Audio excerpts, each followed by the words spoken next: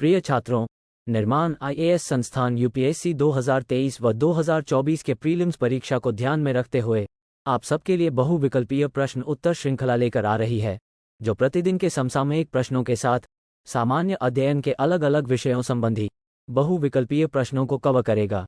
ये कार्यक्रम प्रतिदिन शाम 8 बजे हमारे यूट्यूब चैनल पर प्रसारित किया जाएगा। आप अपने अनुभव और सुझाव हमें कमेंट बॉक्स के माध्यम से भेज सकते हैं। नमस्कार फ्रेंड्स, इस एमसीक्यू सीरीज में हम 2023 में यूपीएससी प्रीलिम्स के लिए जो करंट अफेयर के इंपॉर्टेंट एमसीक्यू जो कि एक साल के बन सकते हैं, हमने अपने तरीके से उसको रिसर्च करके एक जगह इकट्ठा करने का प्रयास किया है। और इस एमसीक्यू सीरीज में हम आपको पिछले एक साल में जो भी एमसीक्यू जो करंट अफेयर चर्चा में रही है उससे जुड़े हुए एमसीक्यूज के साथ आपका प्रीलिम्स तैयार कराने का प्रयास करेंगे। इसके साथ ही इस एमसीक्यू सीरीज में हम आपको एलिमिनेशन टेक्निक भी, अर्थात अगर क्वेश्चन के बारे में हम कम जानते हैं या नहीं जानते हैं तो भी संभावित क्वेश्चन को कैसे सही किया जाए उस पर भी चर्चा करेंगे। तो आइए इस एमसीक्यू सीरीज को शुरू करते हैं। इस एमसीक्यू सीरीज में देखिए, हमारा ये पहला क्वेश्चन है,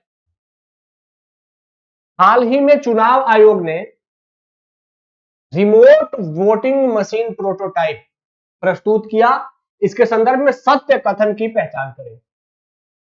अब यहां पर यह प्रश्न क्यों चर्चा में आया है, क्योंकि हाल ही में कुछ ही दिनों पहले इलेक्शन कमीशन ने सभी भारत की जो राजनीतिक पार्टियां हैं, जो राष्ट्रीय पार्टियां हैं, उन सबको बुला करके इस प्रोटोटाइप को, रिमोट वोटिंग मशीन प्रोटोटाइप को सबके सामने प्रस्तुत किया है कि इलेक्शन में जो इलेक्शन रिफॉर्म है उसमें वोटिंग परसेंटेज बढ़ाने के लिए इसका उपयोग किया जाएगा। तो आइए इसके संदर्भ में हम ऑप्शंस को देखते हैं।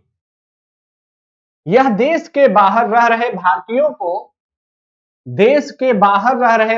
को वोट देने में सक्षम बनाएगा, पहला ऑप्शन है। सेकंड है, यह देश के अंदर प्रवासी श्रमिकों को अपने निर्वाचन क्षेत्र से दूर वोट देने में सक्षम बनाएगा। तीसरा ऑप्शन है, यह घर बैठे वोट देने की सुविधा उपलब्ध कराएगा, घर बैठे वोट देने की सुविधा उपलब्ध कराएगा। और चौथा है, यह नए मतदाताओं को चुनाव प्रणाली के बारे में जानकारी उपलब्ध कराएगा। अब इस प्रश्न को आप लोग समझ सकते हैं। अगर आप थोड़े से स्मार्ट हैं तो ऑप्शन पढ़ते ही आपको चीजें समझ में आ जाएंगी। यूपीएससी के क्वेश्चन ऐसे अक्सर होते हैं जिसमें आप पढ़ते ही उसके ऑप्शन को अंदाजा लगा सकते हैं। तो आइए इसका अंदाजा लगाते हैं। पहले है remote voting machine prototype. Remote का आप मीनिंग जानते हैं, दूर, जो दूर है। तो अब रिमोट वोटिंग मशीन प्रोटोटाइप है, वोटिंग मशीन है ये। तो पहला ऑप्शन है, यह देश के बाहर रह रहे भारतीयों को वोट देने में सक्षम बनाएगा। तो देश के बाहर जो भारतीय हैं वो रिमोट तो है ही, दूर तो है ही। तो यहां पर अगर आप इसको नहीं जानते हैं तो इसको एक संभावित ऑप्शन हो सकता है। दूसरा है, यह देश के अंदर प्रवासी श्रमिकों को अपने निर्वाचन क्षेत्र से दूर वोट देने में सक्षम बनाएगा। तो यह भी अपने निर्वाचन क्षेत्र से दूर है। तीसरा है, यह घर बैठे वोट देने की सुविधा उपलब्ध कराएगा। यह तो एक सामान्य स्टूडेंट भी इसको गलत मान लेगा कि घर बैठे इलेक्शन कमीशन सुविधा नहीं देने जा रहा है। और चौथा है, नए मतदाताओं को चुनाव प्रणाली के बारे में जानकारी उपलब्ध है। तो जानकारी उपलब्ध कराने के लिए वोटिंग मशीन की जरूरत नहीं है। तो इस तरीके से हमने दो ऑप्शन एलिमिनेट कर लिए। अब हमारे पास दो ऑप्शन बच रहे हैं। यह भारत के बाहर के, हालांकि यह भी मांग उठती रही है कि जो विदेश में भारतीय रह रहे हैं उनको भी कोई ऐसी प्रणाली डेवलप की जाए जिसके माध्यम से उनको इलेक्शन में शामिल किया जाए। लेकिन यह जो रिमोट वोटिंग मशीन प्रोटोटाइप है यह उनके लिए नहीं है। यह भारत में वोटिंग परसेंटेज बढ़ाने के लिए जो यहाँ के रीजनल मतदाता हैं, जो कि कहीं किसी काम से, जो श्रमिक हैं या किसी काम से अपने निर्वाचन क्षेत्र से बाहर चले गए हैं, उनको वहां पर रहते हुए भी वोट देने के लिए सुविधा उपलब्ध कराने के लिए प्रयास किया जा रहा है। तो इस तरीके से ऑप्शन भी सही हो गया। यह बहुत ही प्रोबेबल क्वेश्चन है जिसको कि आप लोग संभावित प्रीलिम्स के लिए क्वेश्चन मान करके चल सकते हैं। आइए अब अगले क्वेश्चन की ओर चलते हैं। अगला क्वेश्चन है, यह देखिए कॉलेजियम प्रणाली। और हम जान रहे हैं कि कॉलेजियम प्रणाली लगातार चर्चा में रही है। कॉलेजियम प्रणाली के संदर्भ में आप लोगों ने ये न्यूज अगर पढ़ा होगा तो देखा होगा कि Rijiju 6 government nominees in court collegiums writes to CJI.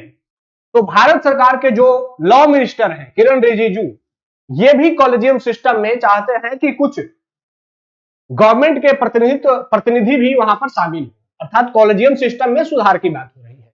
तो कॉलेजियम सिस्टम लगातार चर्चा में रहता है, इसीलिए कॉलेजियम सिस्टम से संबंधित प्रश्न लगातार आने की संभावित सूची में रहता है। आइए इसको देखते हैं। कॉलेजियम प्रणाली के बारे में निम्न कथनों पर चर्चा कीजिए। पहला ऑप्शन है, इसकी शुरुआत प्रथम जज केस से हुई थी।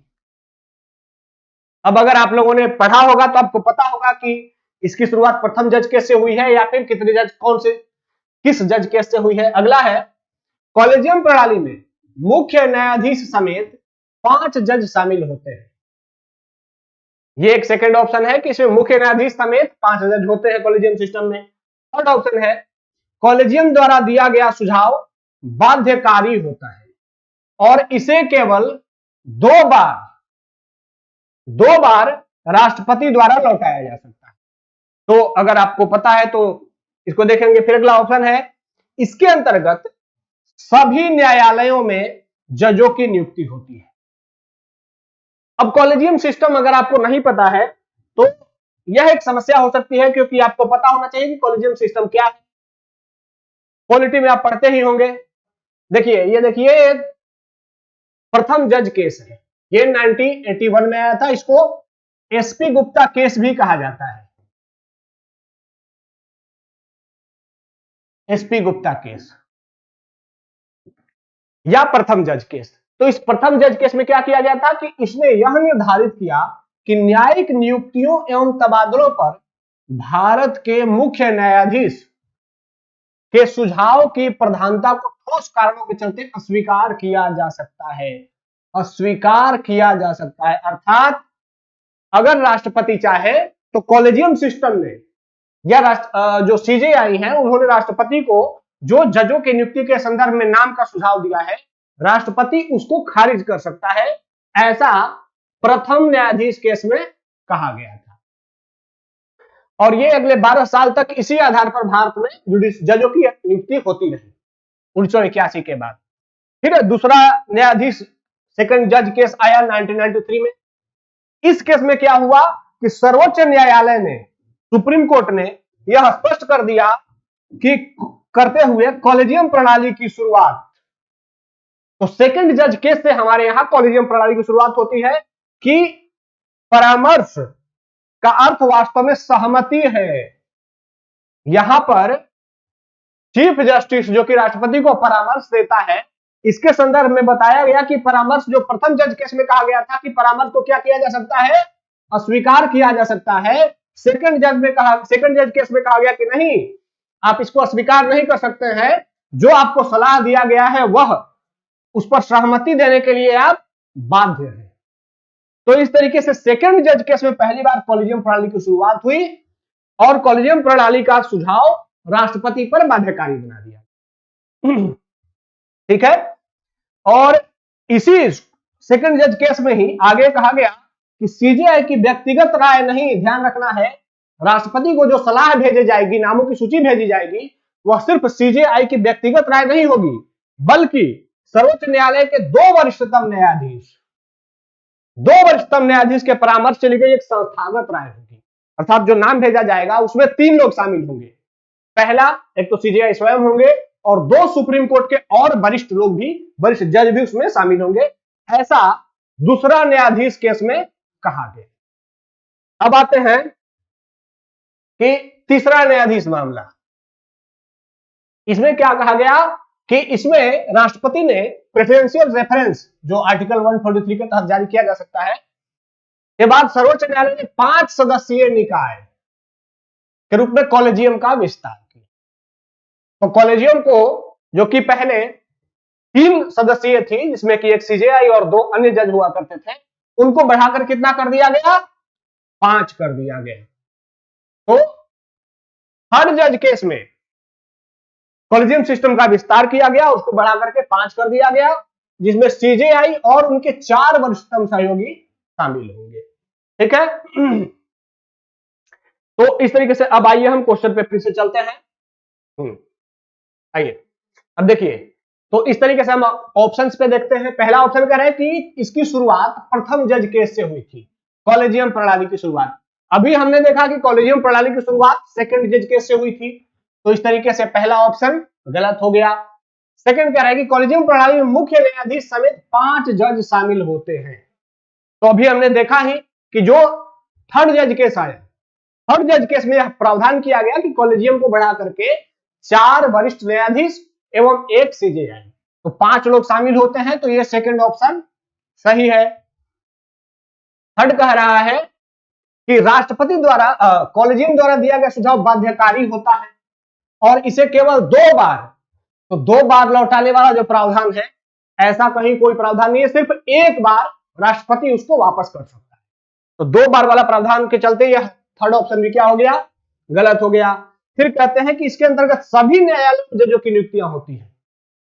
कॉलेजियम सिस्टम से किस किस न्यायालय में नियुक्तियां होती हैं, तो सुप्रीम कोर्ट में होती हैं और हाई कोर्ट में होती है। जो डिस्ट्रिक्ट कोर्ट में जजों की नियुक्तियां होती हैं, उसका कॉलेजियम से कोई संपर्क या संबंध नहीं होता है। वह एक जो ऑल इंडिया जुडिशियल सर्विस का एग्जाम होता है, उसके माध्यम से इसमें जजों की नियुक्ति होती है। तो सभी न्यायालयों में जजों की नियुक्ति कॉलेजियम सिस्टम से नहीं होती है। अब प्रश्न कर रहा है कि निम्न में से असत्य कथन की पहचान कीजिए। आप लोग जब भी ऑप्शन ऐसा देखना शुरू करें, ऑब्जेक्टिव क्वेश्चन बनाना शुरू करें, तो सत्य और असत्य को जरूर आइडेंटिफाई कर ले, उसको गोल घेर दे। तो पहला गलत है, सेकंड सही है। तो इसका मतलब कि 1, 3 और 4 ये तीनों क्या हैं, असत्य हैं। तो अगर हम देखते हैं तो ऑप्शन में हमारा मिल रहा है 1, 3 एंड 4। अब आइए अगले क्वेश्चन की ओर चलते हैं।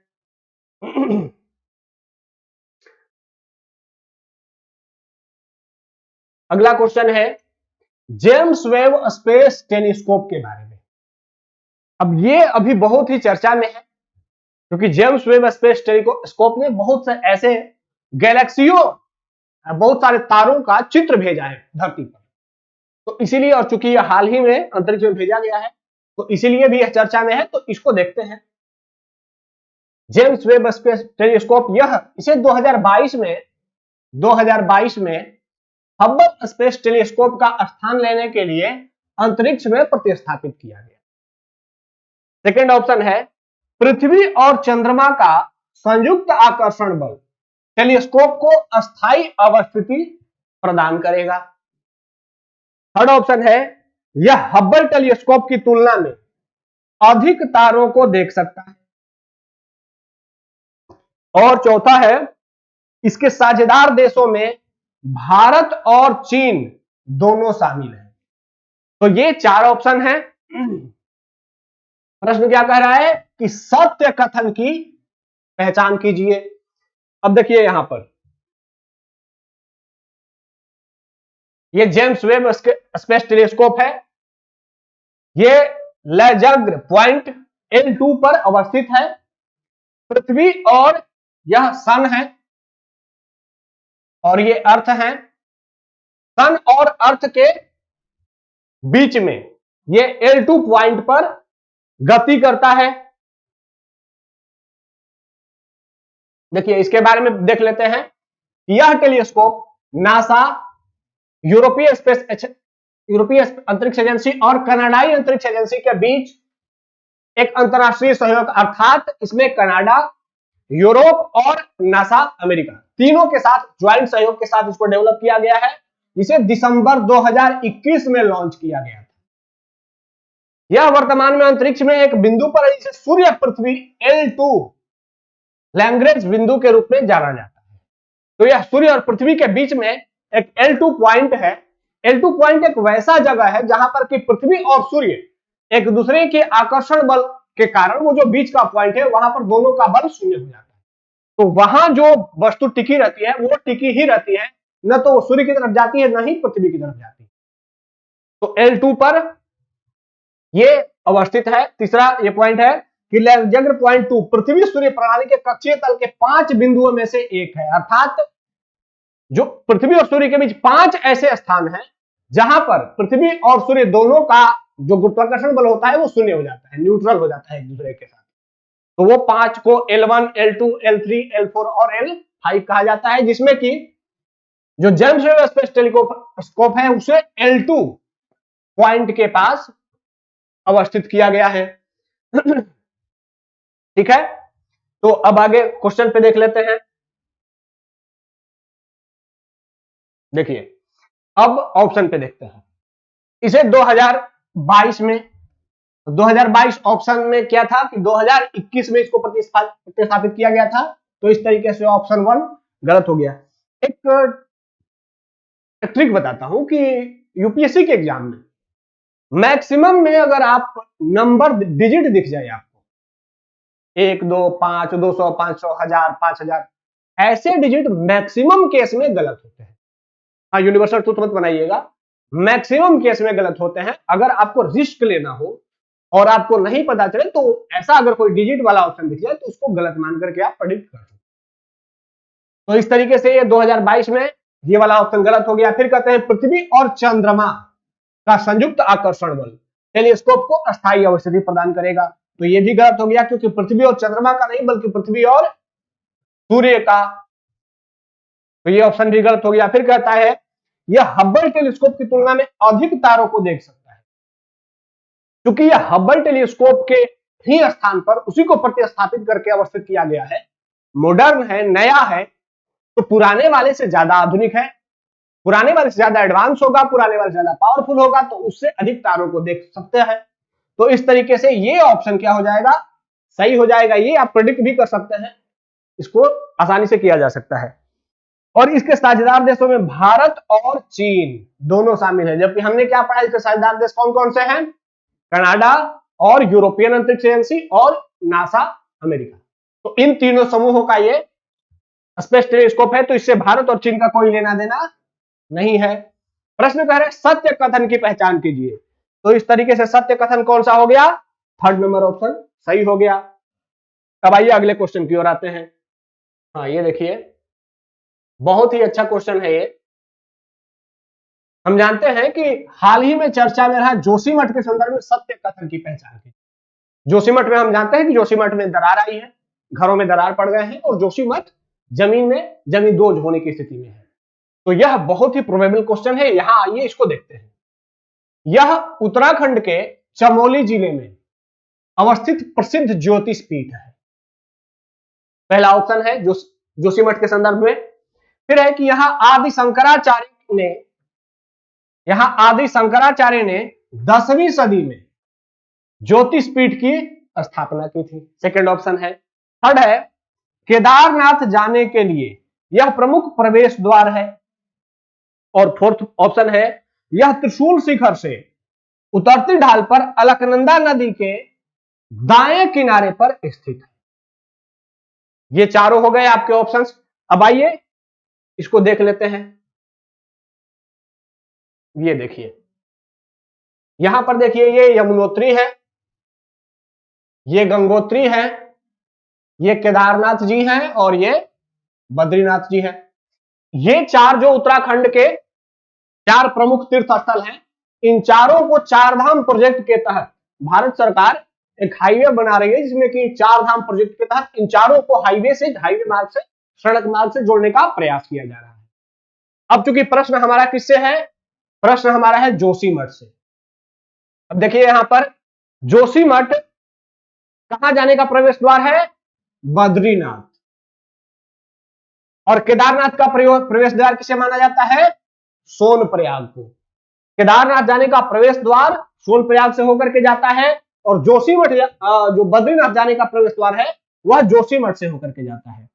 यह आप लोगों को ध्यान रखना है कि रुद्रप्रयाग से केदारनाथ और बद्रीनाथ दोनों ओर जाने के रास्ते कटते हैं, जिसमें जोशीमठ के साथ बद्रीनाथ की चढ़ाई होती है और सोनप्रयाग से केदारनाथ की चढ़ाई होती है। ठीक है, तो अब हमने देख लिया। अब आइए ऑप्शन पे आते हैं। अच्छा हाँ, ये भी देख लीजिए, यहां चामोली डिस्ट्रिक्ट में ऋषि गंगा नदी के किस तट पर है, चामोली डिस्ट्रिक्ट नदी बह रही है, नदी के किस तट पर है, नदी के बाएं तट पर है। अब इतना देखने के बाद आइए अब प्रश्न पे आते हैं। आइए देखिए, अब ऑप्शन नंबर 1, यह उत्तराखंड के चमोली जिले में अवस्थित है, सही है, प्रसिद्ध ज्योतिष पीठ है। तो यह ऑप्शन सही है क्योंकि यह ज्योतिषपीठ ही है। अब सेकंड क्वेश्चन देखते हैं। आदि शंकराचार्य ने यहां 10वीं सदी में, तो मैंने कहा था कि जैसे डिजिट दिखे थोड़ा सा चौकन्ना हो जाना है। आदि शंकराचार्य ने यहां ज्योतिषपीठ की स्थापना की, यह सच है, लेकिन वह ज्योतिषपीठ 7वीं सदी में स्थापित किया गया था, 10वीं सदी में नहीं किया गया था। तो इस तरीके से ऑप्शन नंबर 2 क्या हो गया, गलत हो गया। और ऑप्शन 3 क्या है, केदारनाथ जाने के लिए प्रवेश मार्ग है। हमने अभी अभी देखा कि जोशीमठ केदारनाथ जाने के लिए नहीं बल्कि बद्रीनाथ जाने के लिए प्रवेश द्वार है। तो इस तरीके से ऑप्शन नंबर 3 भी गलत हो गया।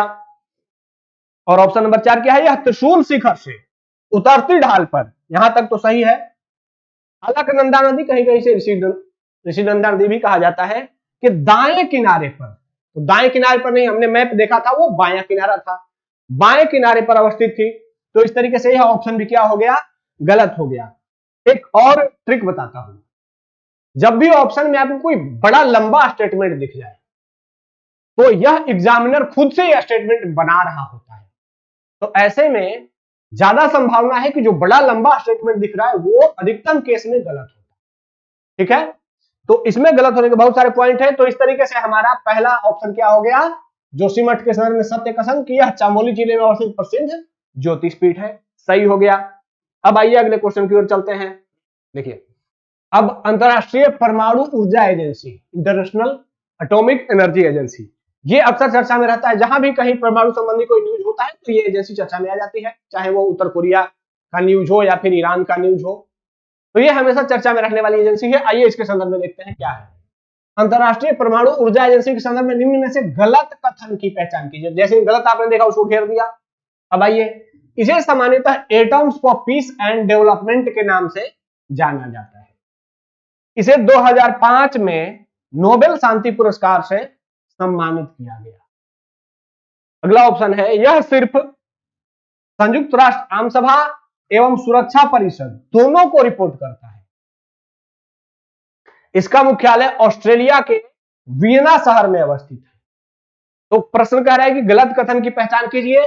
अब यहां पर आप लोगों ने अब तक गलत कथन की पहचान तो कर ही ली होगी, आसानी से गलती इसमें दिख गई होगी आप लोगों को।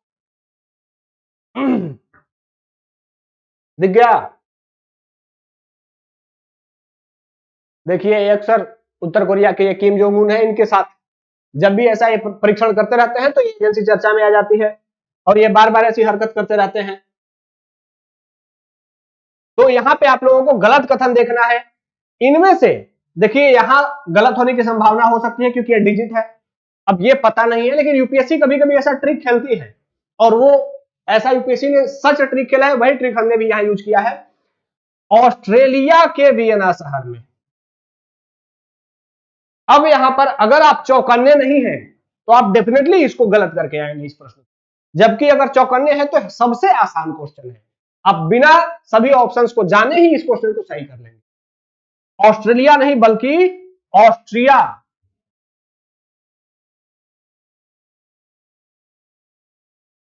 वियना शहर ऑस्ट्रिया देश में है, ऑस्ट्रेलिया देश में नहीं है।